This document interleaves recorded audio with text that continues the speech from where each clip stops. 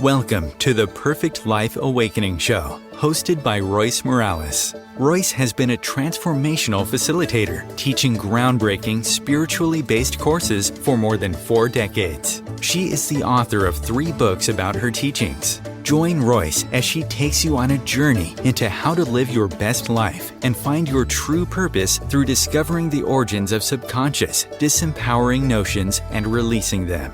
She talks with experts and inspiring people just like you who learned to trust their intuitive inner wisdom, which led to life-changing shifts. Today, her guests live an empowered existence and are helping change the world to a higher consciousness place based on truth and love.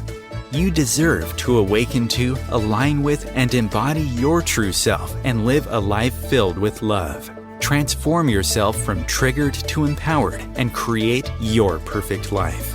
Here is your host, Royce Morales. Hi, welcome. I'm Royce Morales, and yes, I'm the founder and teacher of Perfect Life Awakening. And my classes are a series of spiritually based inner inquiry work that help you to go from triggered to empowered. And there's lots of ways to feel empowered. I've probably tried them all, but real empowerment comes from listening to and trusting your intuition, listening to your heart, your higher consciousness, letting that part of you lead the way. And I talk a lot about that in my courses, but is it possible to allow your heart to lead the way even in business? Yeah, it is. It is. And we're going to talk today with somebody who's an expert at that. What does that look like? What does that really mean? And of course, even most importantly, what is preventing that? I find that most people just end up in a career or a job that makes money and maybe it's secure, but they don't really listen to what their higher purpose is, what their true calling is. So all these things that they're doing, they're just not really feeding their soul. So today I am talking to somebody who chose to listen to her heart in big ways. And she also helps people to do that as well. She helps people find their true purpose. And most importantly, she helps them to unblock so that they can live from a pure, deserving place to do their purpose. Dr. Mary Meduna-Gross is a heart-centered business leadership coach and educator, and she believes that we are happiest when we're honoring our inner strengths by using them to make better life choices. And of course, she knows that it takes a lot of courage to do that. It's not the easiest thing in the world. Letting go of those old stories and all those false beliefs that we have about ourselves so that we can really experience the highest version of ourselves. She's been teaching, leading, and coaching others on their journey for more than 30 years. And she supports what she refers to as conscious entrepreneurs. And I can never say that word. It's one of those tongue words for me. But she helps them to get past the struggle and the self-doubt so that they can really come from an empowered place. So she listened to her heart, and she's going to tell us her story a little bit. And she created her own magazine, which I just love the title, which of course I'll screw up, but Consciouspreneurs. There you go. Okay, thanks. And it helps people that are in their own business become better leaders and listen to their heart, et cetera, and to expand what is possible, to make an impact, which is what they're here to do. So welcome, Mary Meduna-Gross. So glad you're here. Oh, I was so honored to have the invitation to come back and have another conversation with you. I love talking about these things. I know you do. It's awesome to listen to you. So first of all, tell us a little bit about your story, your background, how you started all of this. Just kind of fill us in on that. Yeah. So I love origin stories. And I think one of the things I love about them so much is that they inform where we are now. Because if we didn't have that story, where we are now would be out of context and it would be hard to make meaning out of it. So my origin story is that I knew at a very young age, I was in high school when I knew that my purpose was to help other people maximize their potential. And the way that that showed up for me as a high school student is that I had an easy time in school. I did well enough without really having to try too hard. And I noticed classmates that were really struggling and they tried really hard, and the teachers didn't seem to know how to coach or teach them, right? I was getting all the attention. I didn't really need it. And so with that experience, I said, okay, I want to be able to teach anybody, teach anyone. Um, and so I went into special education thinking that if I could teach individuals who had challenges and barriers, that I literally could teach anyone anything. And so that I went into special education, but I also, even as an undergrad, knew that at some point in my career, I really wanted to be a consultant. Coaching wasn't a thing yet, right? I wanted to be a consultant for leadership because to me, leadership was a natural extension of helping people maximize their potential. I think that's really what leaders get to do. So I had this vision for myself, this dream of for myself, and how important this purpose was for me. And so I go through nearly 20 years in the public education system and doing my best to become this leader that I wanted to become. And for the most part, I thought that I needed credentials and I needed experience. And so I went after both. Moved into leadership roles as soon as I could. And I pursued my doctorate and eventually earning one in leadership. My head somehow thought that with those pieces, like, ta-da, I'm here. This is it. I've arrived. And what actually happened over, lots of challenges over many years, until one afternoon, my superintendent pulls me into his office and says, look, Mary, it's not what you're doing. I would be doing exactly what you're doing, but what you're doing is not working. So either you have to figure this out or you have to go. Now, I go back to my desk after this conversation, and I'm kind of stunned, right? Because this isn't just a, am I going to continue working here or not conversation. This is, am I ever going to be that leader? Mm. It wasn't just losing a job. It was losing a dream. It was losing a passion. That's what I thought potentially that I was losing. And so maybe it's that kind of high stakes potential loss that I finally said, okay, how am I contributing to these outcomes? Because if it's not what I'm doing the right things. And again, in my mind, doing the right things at the right time led to right action or right results. And that wasn't happening. So what other levers do we have to create the results that we want? And this is so my master's degree is in counseling. So I had a lot of psychology kinds of courses. And one of the frameworks that popped in my head at this moment was the Johari window. And the Johari window, think of 4 quadrants. And in one quadrant, there's everything you know about you and everybody else does too. And then in the other quadrant, a catty corner from that is everything you don't know about you and no one else does either.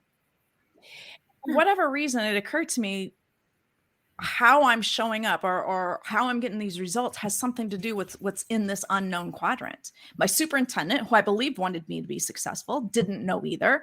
All of my mentors that I've been asking along the way, like as I was experiencing challenges, couldn't offer me any other doings. And so I was like, okay, so I have to figure out what's in this unknown quadrant. And the next thought that I had was, well, I wish I had a coach. Now, this is before I knew coaching was a profession. So hearing myself say that, to me, that was just divine intervention. And so my next thought was, there's got to be other leaders out there that are experiencing the same challenge that I'm experiencing now and would feel the same pain of not becoming that leader that they wanted to be, that I'm feeling now. And so I decided to become that coach that I really wish that I'd had. And that set me off on my own personal transformational journey. I thought I had been on it. I hadn't even started, really. Like when I'm looking back now, I was learning about it and I was reading about it, but I wasn't applying any of it. Yeah, that's different. Yes. It is. In fact, I just had this conversation with a client this morning. We're kind of talking about these quotes or quips. Whether you think you can or you think you can't, you're absolutely right. Right. Well, those are true. And we can scroll by on Facebook or social media and say, oh, yeah, that's true. That's true. And then just keep scrolling and not ever really think about how does that apply to me? What am I thinking Exactly. that I can do and can't do? And if I'm looking at my results, my results are always going to be aligned with my beliefs. So that was the secret sauce that I didn't have as a leader prior, and that's the secrets now that I help my clients uncover this unknown quadrant, so that they can become then the leader or the business owner the leader that their business needs. Yeah. Yeah. Wow, what a great story. That's exactly what I do with people too. So I just really appreciate it because there's so much going on subconsciously in us that's getting in the way every inch of our lives. Yeah. So how that applies to business, I mean, it's all really the same, living our lives versus having a business, it's all really the same. So I think it's just applying it in a different arena, right? Yeah. Exactly. And that's what I love about what I get to do, because not only does the work that I do with my clients improve their businesses, but it also improves their lives.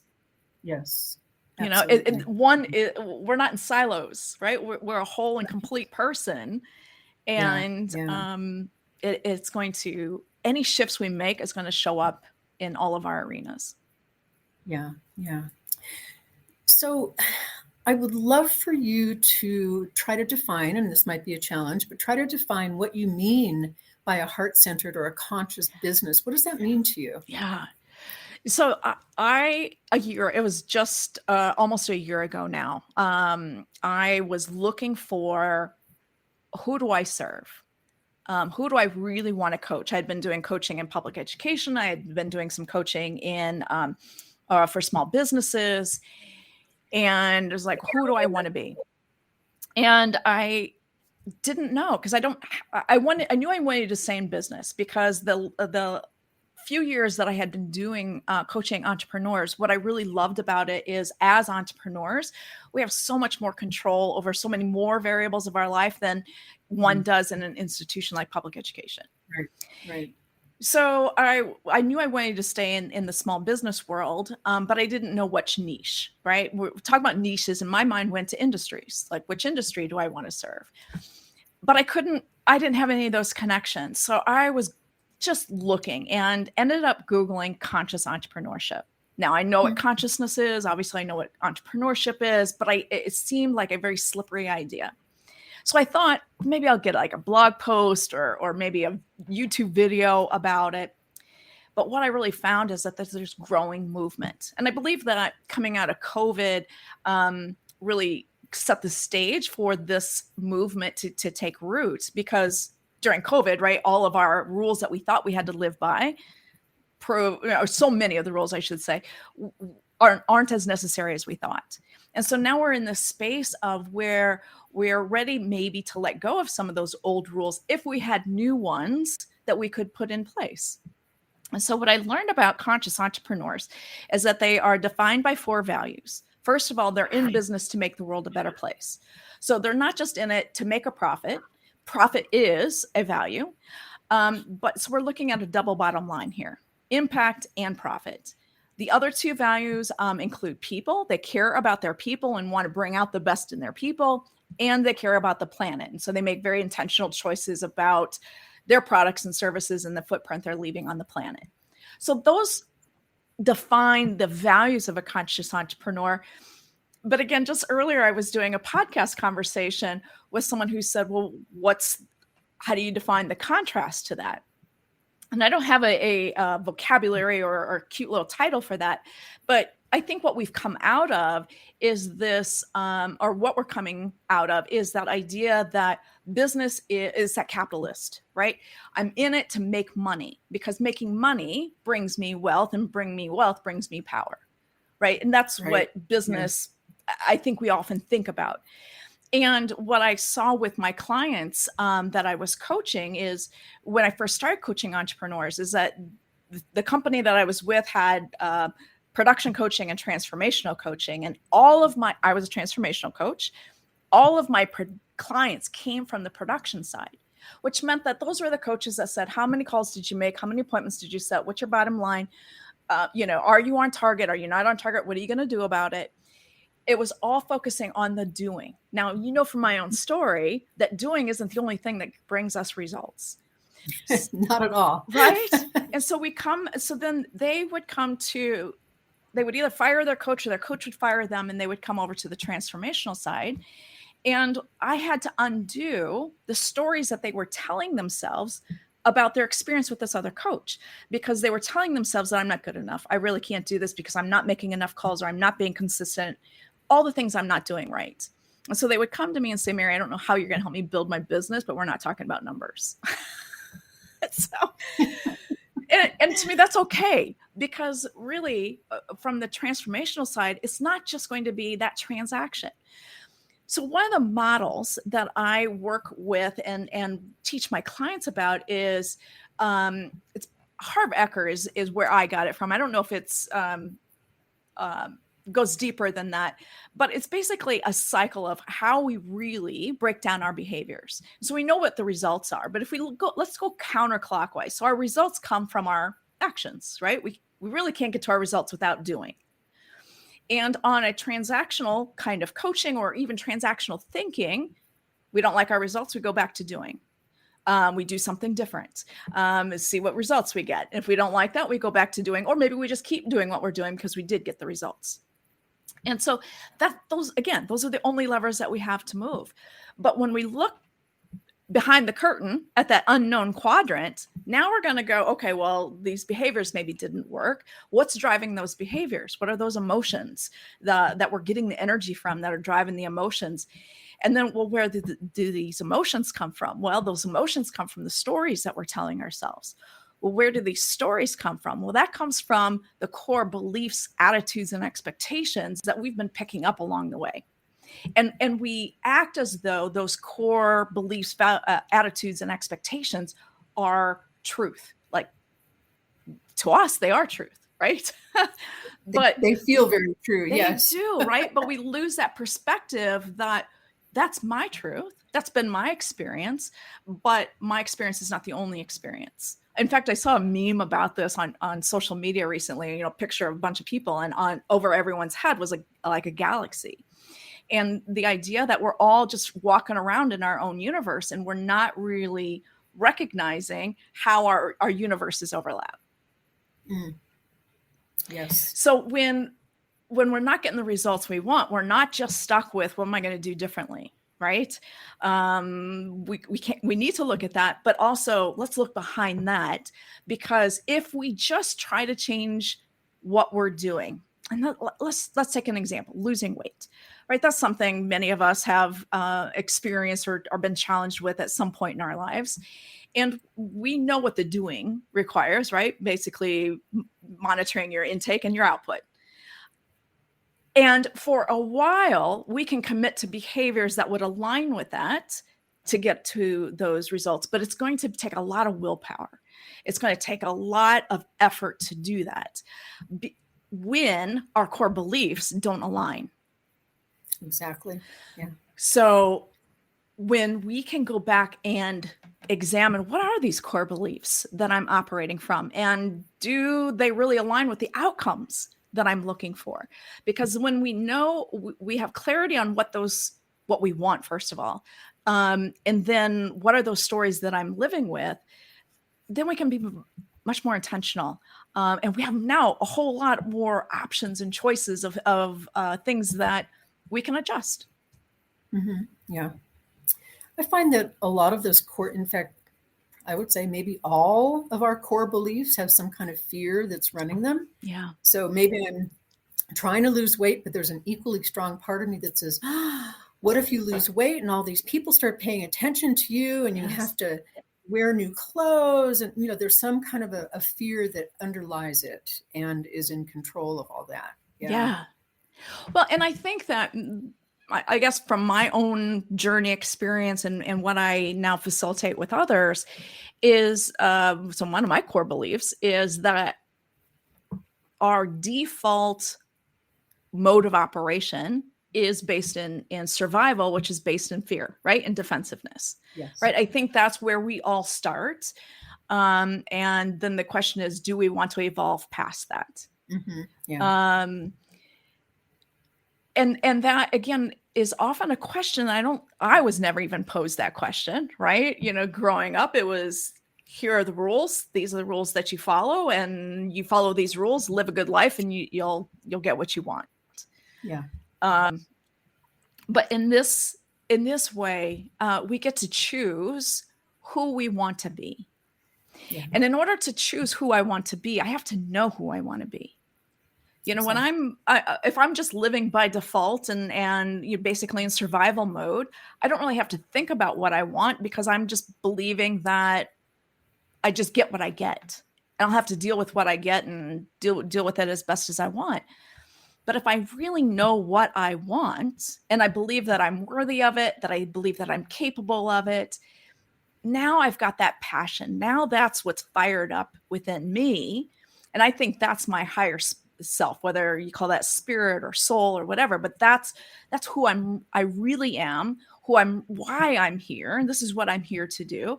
And I can uncover all of those ego things, right? Those beliefs, attitudes, and expectations. I can pull them off to get to who am I really? And when I'm connected to that intentionally, now I don't have to look for motivation. I don't have to look for energy anywhere else. It's all coming from within me.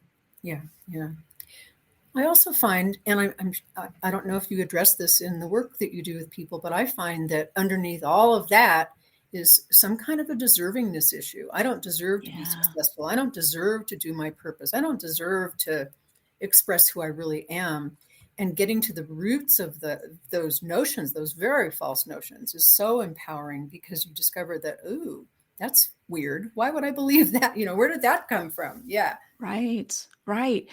Where does it come from? And why am I hanging on to this? Yes. Yeah. I remember, when I was first uncovering those kinds of beliefs, and just even when I would get like a peek of it and be like, oh no, like, why would I ever tell myself that I'm not deserving? Right. It was almost a defensiveness to that beliefs, if that makes any sense at all. And when I recognized it, I also thought, I must be the only one who doesn't feel like I deserve, right? Yes. I must be the only one who feels like I'm not enough. Mm. I assumed everyone else felt differently, right? That they knew they deserved, and that they knew that they were enough. I thought it was just me. I thought I was broken. Yeah. And that was part of my story. And so when I went on my own journey, and again, facilitating with other people, I have come to my core belief now is that we all start with that. Right. And part of it is, again, I think by default, that's kind of our default system, but it's also reinforced. So if our parents or caregivers hadn't challenged this for themselves, then they taught us, they reinforced those beliefs that we weren't enough. Mm-hmm.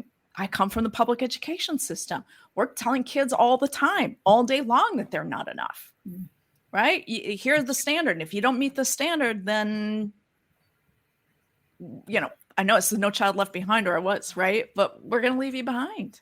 Yeah. And so I think that what we have an opportunity to do here is not only challenge this for ourselves, but then challenge this in terms of how am I perpetuating? Am I perpetuating this idea that we're not enough? Or am I really championing this idea that we are all way more capable and powerful than we give ourselves credit for? Absolutely. Yeah. Well, it looks like we're just about at a point where we should take a little bit of a break. Okay. And I am talking to Mary Meduna-Gross, and we're talking about conscious, heart-centered leadership, and we will be right back. OMTimes TV. Imagine becoming a super influencer. Reinvent yourself, invest in your brand, and then manifest your success with a robust, spheric approach. OMTimes Media and Broadcasting offers a unique and multifaceted way to become the spiritual and conscious influencer you deserve to be by putting your message across our powerful platform with its proven record of integrity and excellence. Through our produced shows, OMTimes offers the opportunity to become a social media TV personality, a radio show host, an OMTimes magazine columnist, and a syndicated podcaster, all in one shot.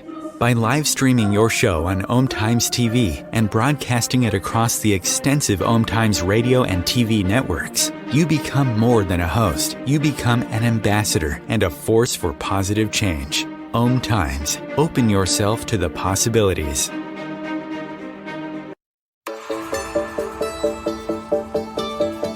Transform your life from triggered to empowered with the Perfect Life Awakening program. Royce Morales' extraordinary, enlightening, spiritually based teachings that get to the core of subconscious underlying motivations driving your life. With more than 4 decades as a transformational facilitator and author, Royce Morales offers ways to awaken your deserving, authentic existence, free from paralyzing issues, repetitive patterns, and programmed fears, while simultaneously awakening your spiritually aware higher consciousness, purposeful self. Perfect Life Awakening offers remote group classes and one-on-one sessions to explore even deeper levels. Check out Royce Morales' books, Want, True Love, Past Lives, and Other Complications.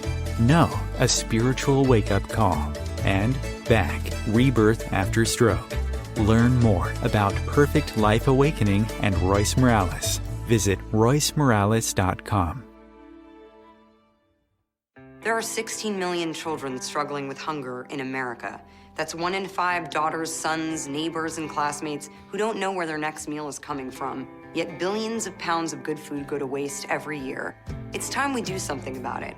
Feeding America is a nationwide network of food banks that helps provide meals to millions of kids and families in need.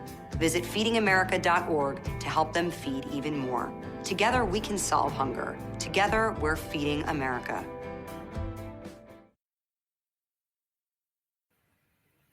Welcome back. I'm Royce Morales, and you are listening to and watching the Perfect Life Awakening Show, talking to Mary Meduna-Gross today, who is an amazing leadership coach and heart-centered, conscious person helping entrepreneurs and business leaders, etc. As you were talking before, I just have this question. I don't even know if it's a question. It's something that I personally experienced. I used to own a business. I owned it for 21 years.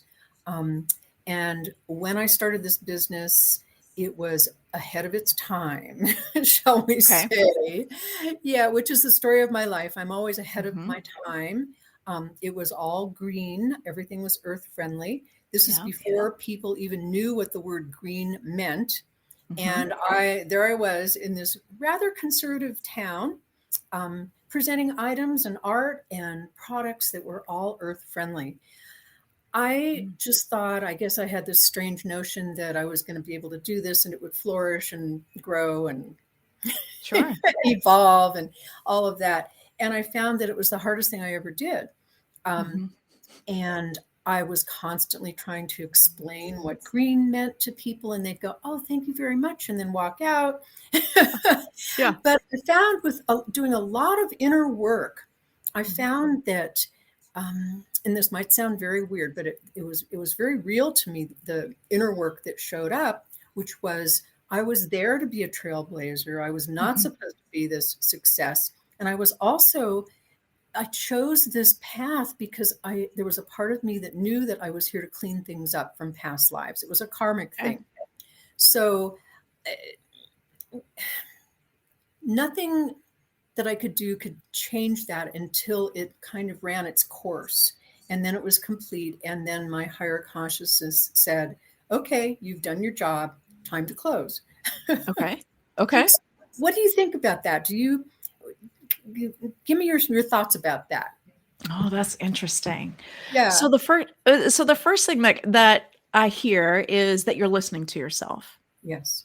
Right. So in the midst of pushback, if that's a fair way to describe what I hear.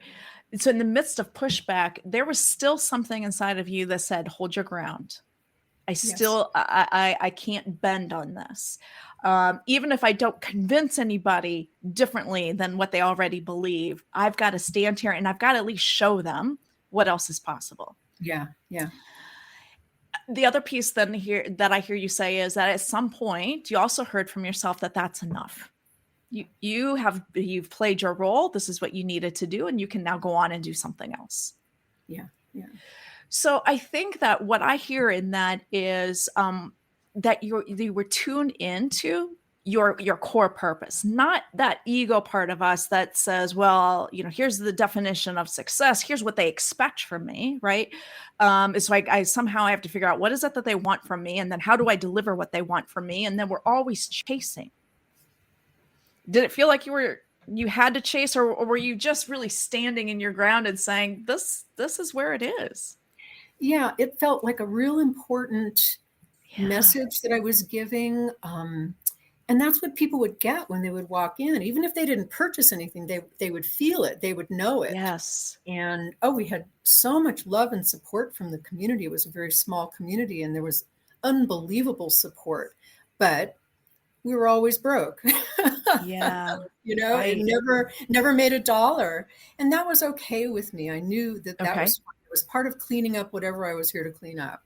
Okay. So, yeah. So it sounds like then your story about your success, and however that was being defined, is that rather, I guess a way to put it is you were willing to define success for you, even though that may not have looked like success for anybody else. Yes. Yes.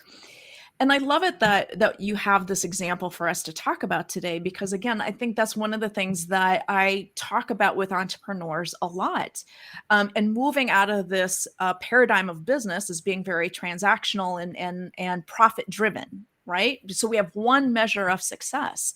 And what we're talking about here in conscious entrepreneurship is that double line of success.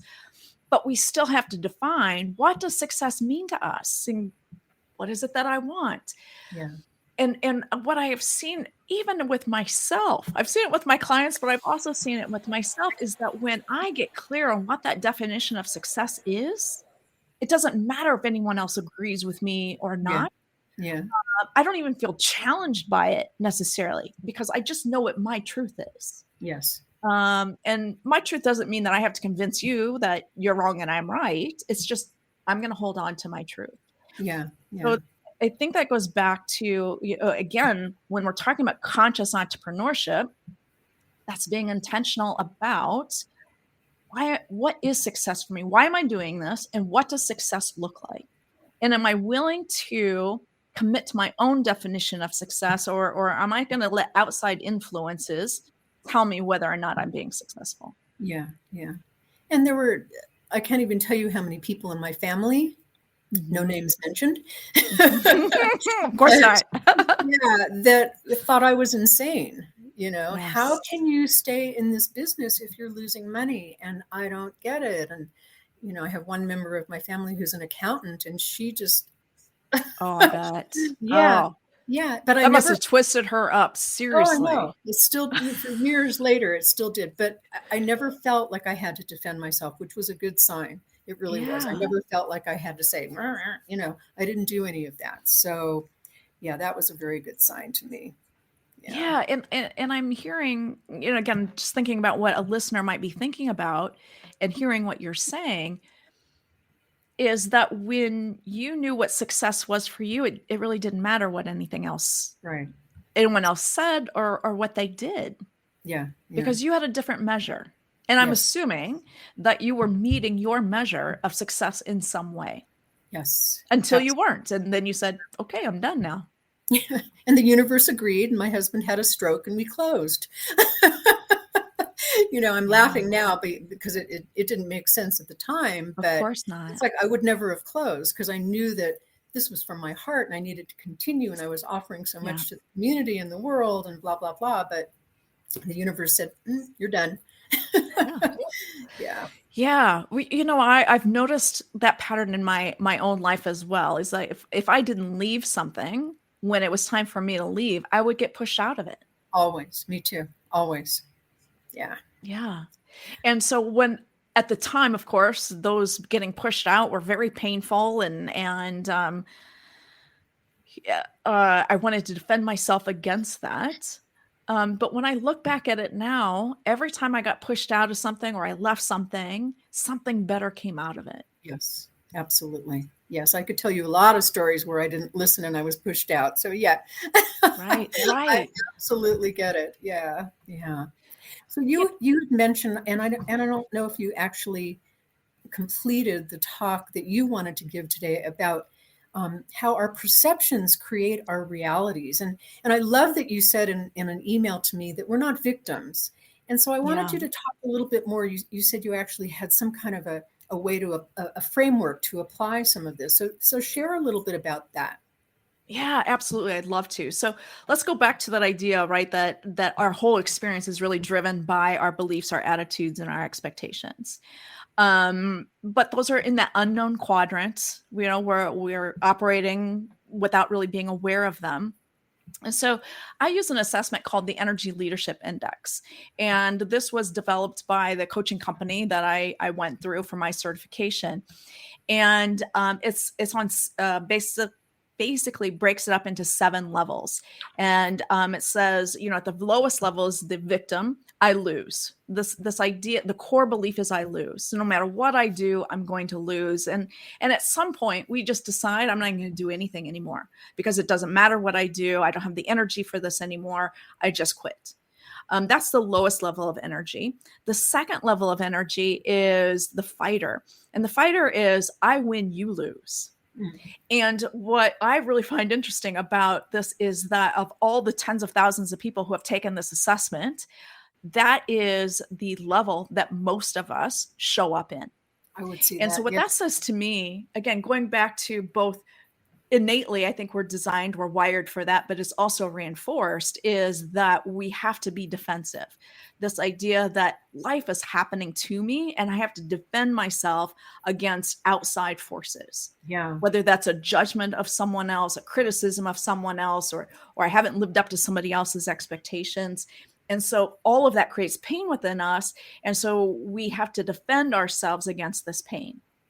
And I think that's where a lot of us get stuck is because there is pain. What do I do with this pain if I don't defend against it?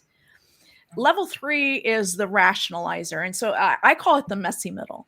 This is where we know that we don't want to be that victim anymore. And yet we're not really sure what else is possible for us. And so in that messy middle, we wrestle with, play with forgiveness. We try to use reframing to see things from a different light, not necessarily changing our beliefs, but maybe just for the moment, I'm going to see this in a different way, right? Somebody cut me off in traffic. I can see them as someone who's endangering me and that I have to defend myself against, or I can see it as someone who's on the way to something really important and I want to get out of the way so they can get there as quickly and safely as possible. Right. And so we'll go back and forth in that messy middle until we kind of find who we are. Who is that part in me? Who do I really want to be? So that we can start letting go of all of those beliefs and attitudes and expectations that keep us at that victim level. Then once we break through that, then we get to level 4, which is that caregiver. And I always tell people that this is the level that almost kept me from using this framework, because for me, when I was being brought up, caregiving was something that you did whether you had it in you or not. It was always giving, always giving, always giving, and then just give a little bit more. And if you hadn't given a little bit more, then maybe a lot more is really what you need to do, right? And so I thought, well, how could that possibly be at a higher level of consciousness that just didn't match my experience at all? So, of course, then as I went through my own transformation, I started to see that kind of giving, that you give and give and give, and then you give some more, is really from that level 2, that fighter space, where I'm giving because I either want something back from you or I want to prove to you that I'm good enough to you. Right. And versus what we're really talking about at level 4 is I'm giving because I have it to give.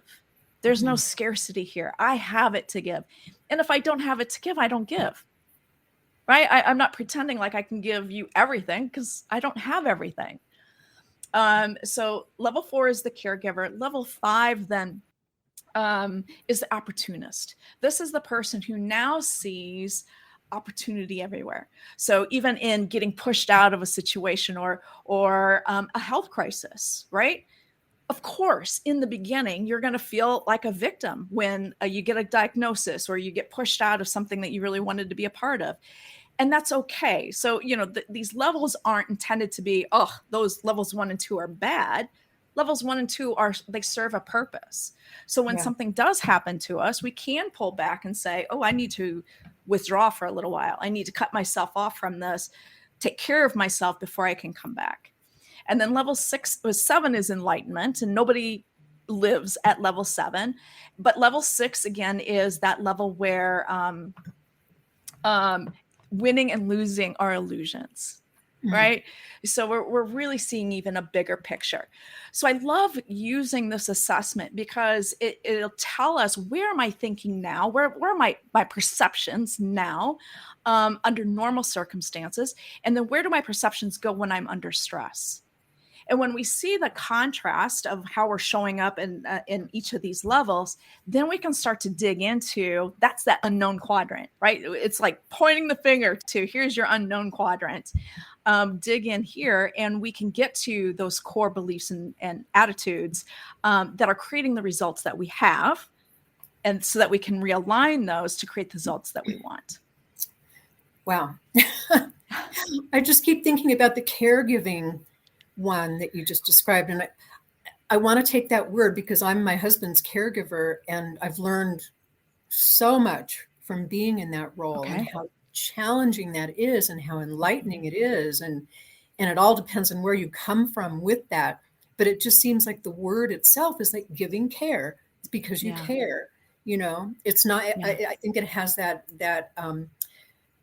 notion that, I'm such a victim and I'm such a martyr and I'm going to do all this out of sacrifice for you. Right. But if it comes from a pure place, there's nothing higher than just caring, Exactly. Yeah.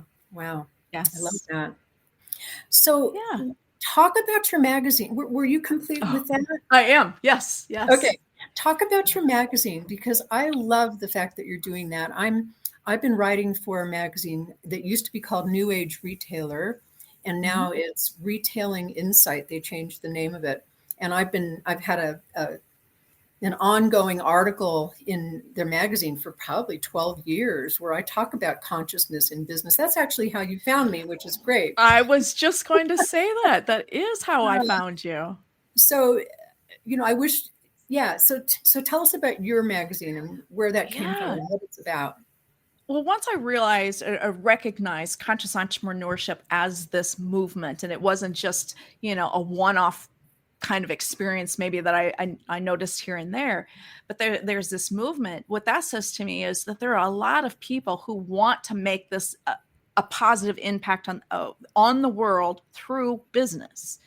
And so how do we support those entrepreneurs so that they can have an even bigger impact on the world? And the holiday, the Christmas, actually it was just last Christmas, when I was home visiting my parents, on my mom's coffee table was a little magazine that she gets from her church. And I've seen that on her table my entire life growing up. And when I saw it last year, I thought, oh my gosh, like that's really how the church continues to reinforce their values, put those values into current context, and it's her community, or it represents her community. And I thought, oh my goodness, I want to create I want to do that for an audience. I just didn't know who my audience was until then I found Conscious Entrepreneur.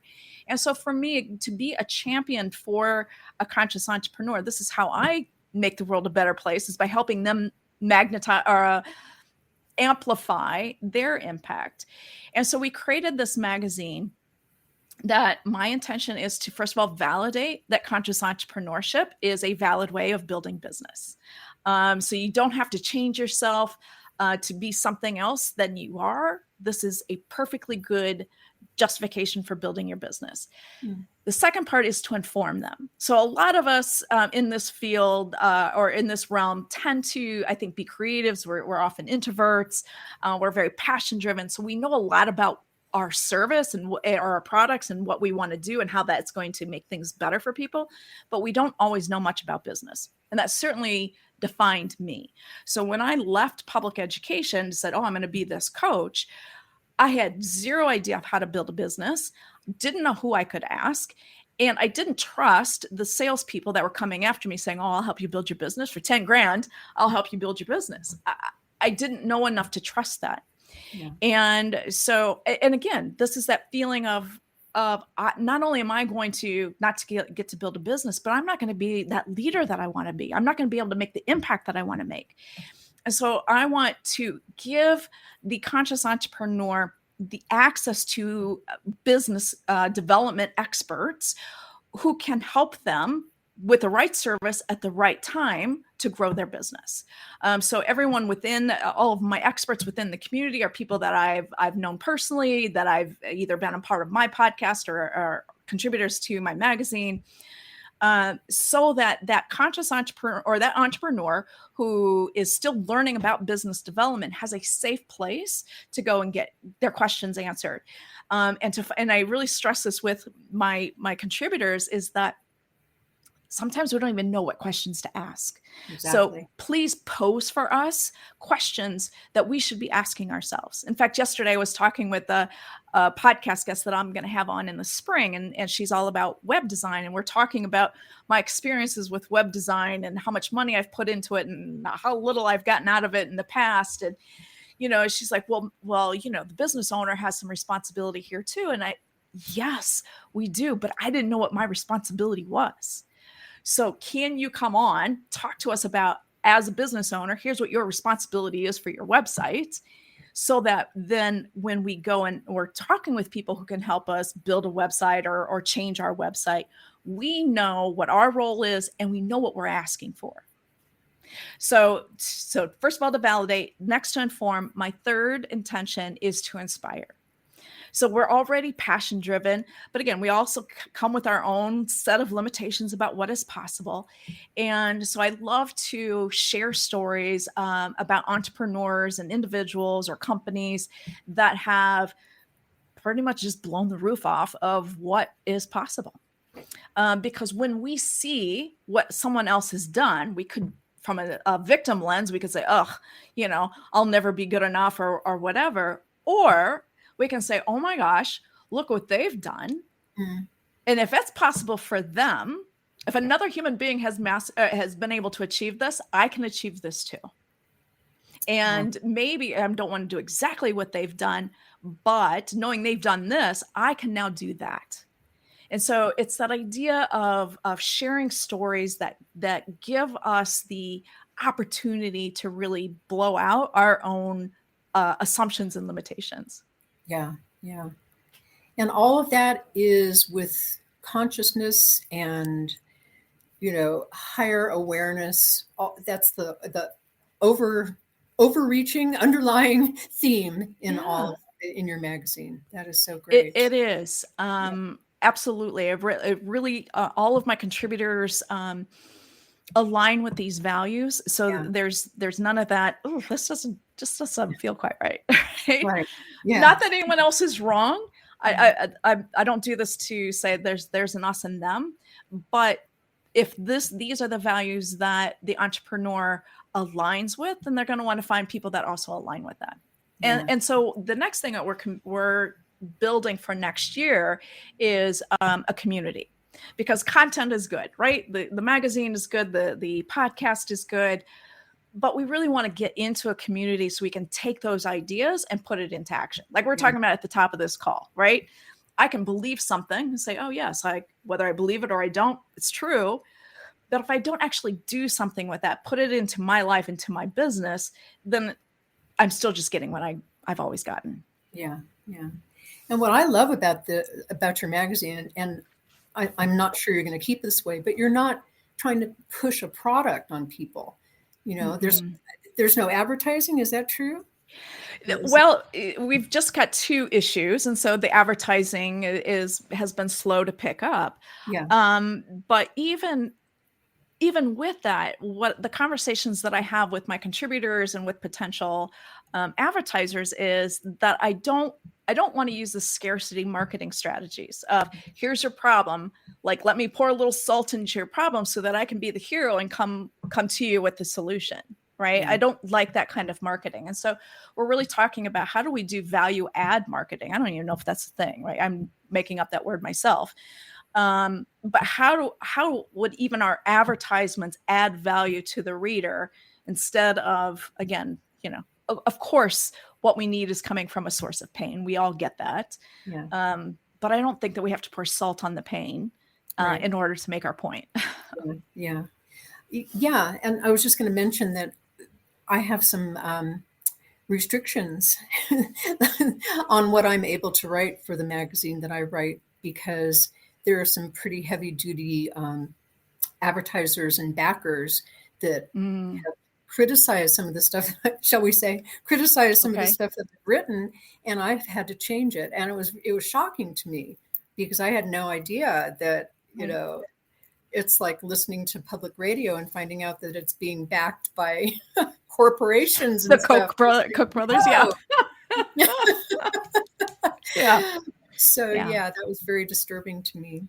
So what else can you tell us today in the last couple of minutes that we have? How can people find you? What services do you offer? How do you subscribe to the magazine? Tell us your final few minutes here. Yeah. So my website is bluebambooleadership.com. Now, what is Blue Bamboo? What is Blue Bamboo? I've been meaning to ask you that. I love words. I love how words feel when you say them. And so when I was coming up with my name, the business name, I don't know which came first, blue or bamboo. I was just playing around with a bunch of things. And also, what's the meaning behind each of those words? And blue is really a color of trust. It's a color of transformation. And bamboo for me reflects flexibility and strength. Yes. In fact, strength through flexibility. Right. And then blue and bamboo together. I love saying it. Blue bamboo just feels good rolling off the tongue. Bamboo is a regenerative, it's a fast growing regenerative rather than cutting down trees, use bamboo. That's what I always think of when I read it. So yeah, absolutely. And it gives back to through carbon dioxide and oxygen, all that. So Blue Bamboo Leadership is my website. And the big umbrella is Blue Bamboo. And so I want to help entrepreneurs, conscious entrepreneurs, amplify their impact. And so I do that with addressing will. That's through their leadership skills, that mindset piece. Then skill development, that's the community that I'm building around, so that when we're not getting the results we want, and it's because we don't have the skills to do it, we've got people around that will help you fill those gaps. And environment, again, about that community and feeling safe enough to say, and vulnerable enough to say, I'm not getting what I want, or I haven't figured this out yet. Help me create what I want. And so I do group coaching, I do individual coaching, and then in January we're hoping to launch this consciouspreneur community. Awesome. And all of that under bluebambooleadership.com. And then the magazine, how do you subscribe to it? There's a link to subscribing to the magazine on my website. And I'll also give you, do you have like show notes, or will you have show notes for this? I can probably put some, sure. Okay. I think for now, probably the easiest thing, again, go to bluebambooleadership.com and you'll find resources. And under the resource tab, you'll be able to subscribe to the magazine. You'll also see a link to the podcast. Great. Well, I thank you so much. This has been really a pleasure. And likewise. I hope to continue writing for your magazine and just keep up the good work over there. Thank you. Thank you. I love the idea of the community. I think that's just so important, because for 21 years, I was very alone in my business. Right. So, yeah. Exactly. And I had somebody that, I could turn to and say, hey, what am I doing wrong? Or what am I doing right? Or why does the world not understand earth friendly? And, so Right. So definitely keep up the good work. Thank you. And thank you for contributing. I can't do this by myself. Sure. Pleasure. Yeah, Yes. this is a collaborative effort from the beginning through wherever we take this. Yes. And if anybody, I'll give you a little plug here. If anybody else out there listening has maybe something to contribute to your magazine, are you open to? Yes. Okay. Absolutely. So again, if you're thinking about what we're looking at, validate, inform, and inspire. If you or someone you know can contribute in one of those three ways, I definitely would love to hear from you. And again, on my website, there's a contact form. Fill it out, and we'll be in touch.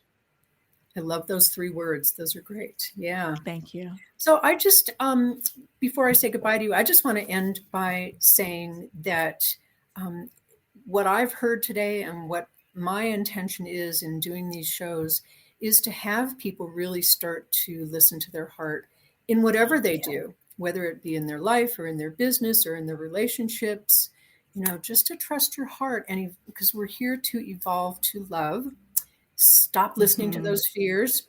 Yeah. They're just Yeah. old stories that we're telling ourselves. And I help people find the source, the origins of those fears, if anybody wants to reach out. So I just really appreciate hearing from you. And if anybody needs to contact me, I am right here, roycemorales.com. Thank you so much, Mary. Oh, Royce, it's been a pleasure. Thank you. Okay. All Bye-bye. right. Bye-bye.